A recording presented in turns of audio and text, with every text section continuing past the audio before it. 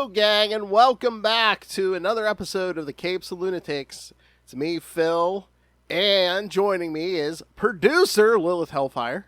Hola. Justin the Owl. Woohoo! And the newly christened Kristen the Kangaroo. All right, so I have no idea what's going on tonight, and I like it this way. Yes, so if you didn't listen to our last episode or so, yes, I challenge these three to present me with ideas, and the winner will be an upcoming episode of Capes and Lunatics. So, and Lilith was at the wheel, so Lord help us all. Yeah.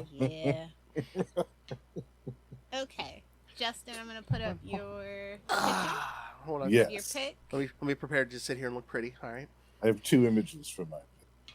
Yes, you do. I'll put up the first Which- one and then the second one halfway through. Okay. Yes. There we go. Oh, All right, Phil. new universe coming in hot. Yes. All right. Now, I know you haven't read this because I asked you a while back if you had it or not. Yeah, I know. I had not. So this is from the new universe, and this is written by Phil's, I would say he's probably your favorite comic writer, right? Mark Grunwald? Oh, yeah. Your favorite. I think there's two episodes later in September that will prove this. Yes. Right. So this is his brainchild. This was his contribution to this. And this was one of the longest lasting series that came out. It went for, I think, 34 issues plus an annual. And he wrote the entire thing from beginning to end. And the artist on this is Paul Ryan, who also worked with Mark Grunwald on Quasar. Yeah, like that first year or so. Yeah. Look at Squadron me, Supreme, right? And Squadron Supreme. Squadron exactly. Supreme and early Quasars. Yeah. So they were united again for this project. And Paul Ryan was on this for the entire duration of the series as well. So writer and artist for the whole thing. Very rare in comics, as everyone knows. And it was great. I loved it. I still haven't read the entire series. What I have read is probably the first 20 or so issues, I think. But I love it. And it's great classic Mark Grunwald storytelling stuff. These are people with powers that aren't really typical, I guess you could the say. name is so weird. I know, right? It's like something Lilith was going to pick. Okay. The most unintentionally hilarious comic book type.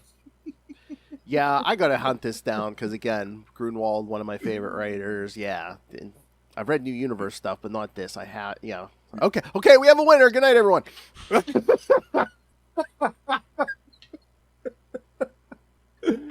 But yeah, all of these characters were really great, and Yeah. Mark Grunwald was in fine form here. Like every issue was full of dialogue. Like there were some issues where there really wasn't really a whole lot of action. It was just mainly dialogue and character-based drama stuff, and kind of more serious adult themes, which you were able to get away with in the universe, and you weren't able to get away with quite so much in the regular Marvel back then. This ain't modern comic system. So this was my first thought when this idea was first proposed. I was like, oh, I'm going to do TP7. Strong choice. Yeah. As I say, I just got to, because I don't think any of the new universe is on the app, right? I don't think it is. I looked, and I also looked to see if there were any collections of it.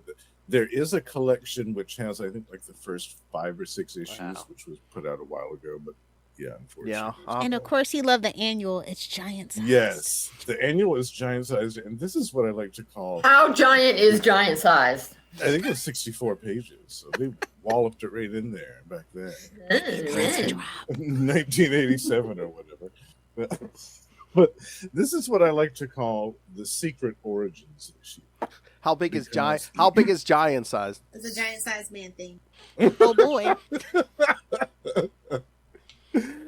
But in this issue, it's a standalone story in which there's this character called the Witness, which is that dude on the cover, and that's what it says. These eyes. I have smell copyright witnessed. infringement, but that's okay. Yeah. Maybe they were able to get away with it because it was the new universe. But he was basically this invisible character that could go through the entire world unnoticed and basically creep around and eavesdrop on people's lives. And he did that. He was able to witness the origins of all 7 of these people, like how they started out. Hmm. And it was really cool. So this is, I consider, if you get into DP7, I consider this to be essential reading. That sounds like something that belongs on my hard drive, to be honest. And I'm starting to think they should have went with Missing Persons.